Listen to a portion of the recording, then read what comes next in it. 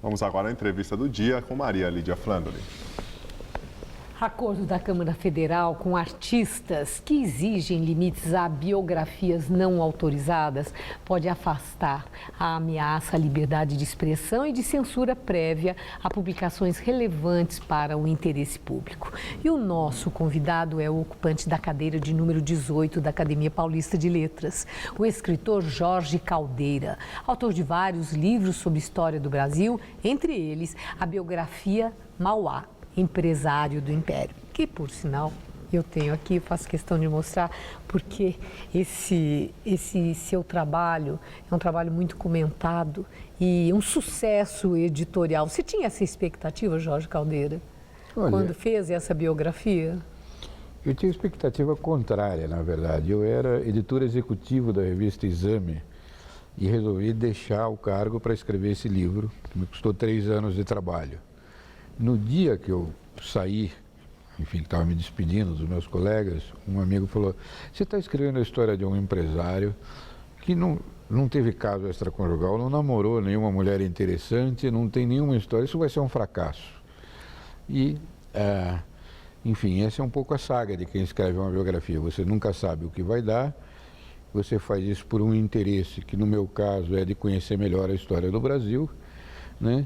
E é muito bom quando a gente descobre que tem mais gente que pensa assim. Parabéns.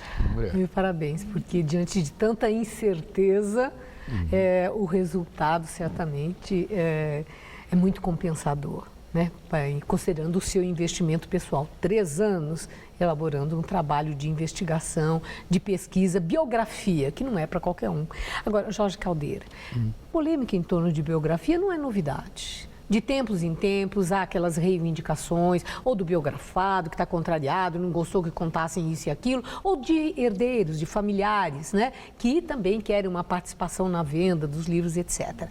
O que causou muita estranheza ou espanto, que surpreendeu, foi esse movimento de um grupo de artistas, celebridades, pessoas que se destacaram no Brasil, não apenas pelo talento, mas também por uma atuação política, que lutaram pela volta, pela reconquista do Estado de Direito, pela liberdade de expressão, pelo fim da censura. E, de repente, gente como Caetano, Chico Buarque, Gilberto Gil, aparecem pleiteando a autorização prévia para a biografia, que está sendo interpretada exatamente como um cerceamento à liberdade de expressão.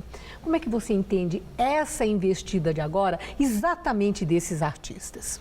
Bom, em primeiro lugar, a lei brasileira hoje coloca o cidadão brasileiro que quer conhecer a história do seu país num patamar muito baixo, porque ele será melhor informado por um escritor paraguaio, americano, alemão, de Zâmbia ou do país que for, porque o escritor desses países tem mais liberdade para tratar a história do Brasil do que os cidadãos brasileiros. Então, um escritor americano que vier para o Brasil fazer uma biografia não vai ter restrições, publicará o livro e a importação do livro é livre para o Brasil.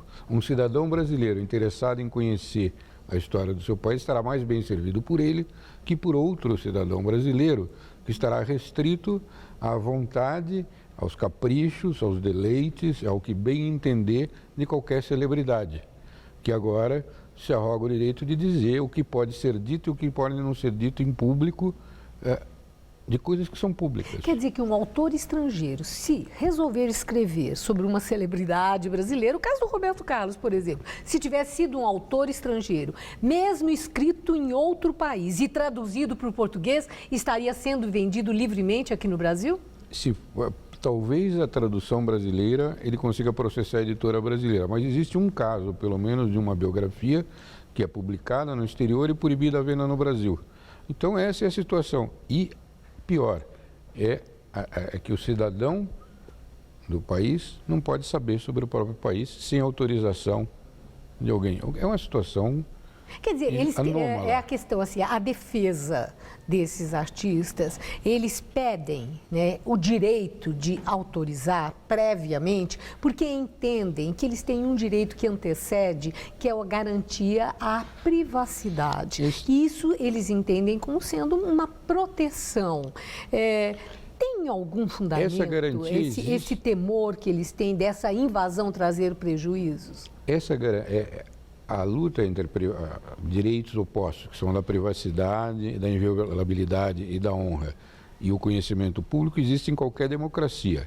A solução para esse dilema nas grandes democracias é proteção da liberdade pública e da informação pública. Se alguém vai para a vida pública, e nós aqui, eu estou entrando na casa, na intimidade de milhares de pessoas nesse segundo. Então, eu estou praticando um gesto público. Eu não estou aqui com a minha inviolabilidade pessoal. Eu estou, ao contrário, eu estou violando a intimidade. Os artistas, as celebridades, os políticos, as figuras que vivem em público fazem isso. Então, a pessoa que recebe essa informação não pode comentar, não tem o direito de falar sobre o que recebeu, não pode se expressar livremente, dizer não gostei, não aprovei, pelo motivo que for. Isto é a liberdade. Então, o que nós estamos querendo fazer é sacrificar a liberdade em prol de algumas pessoas que são célebres, que terão o direito de dizer o que os outros podem pensar ou não podem. Ou seja, sacrificar o bem público por vontades privadas, vaidades. Jorge Caldeira, eu vi outro dia que lá no Procura Saber, aquela entidade que representa esses artistas, foi dito que, olha, publicar não pode, mas quem quiser publicar na internet, que é de graça, aí não é problema deles. Qual é o fulcro da questão, então? É uma preservação de um direito à privacidade ou é um interesse de participação no lucro das vendas dos livros? Olha, as duas coisas estão associadas. E o curioso dessa associação é que eles dizem o seguinte, que o trabalho do biógrafo não é um trabalho, não precisa ser remunerado. Só tem que falar bem de mim de graça, para amadores e para outros serviços. Então, um artista que quiser fazer uma música sobre Jesus Cristo devia pedir autorização ao Vaticano. Né? Isso não existe, isso não pode ser assim. A participação econômica, se a reivindicação for essa, eu quero participação econômica no trabalho alheio.